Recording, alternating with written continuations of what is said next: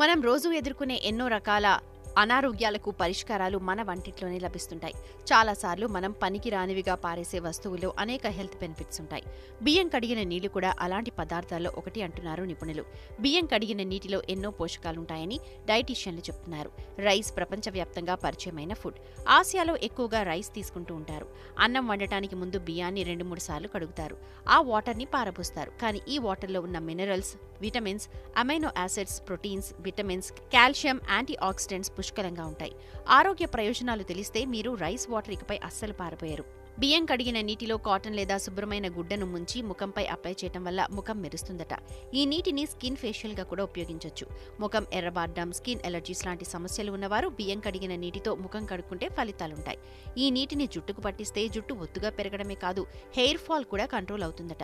బియ్యం కడిగిన నీటిలో lavender oil, olive oil mix చేసి జుట్టును కడగడం వల్ల జుట్టు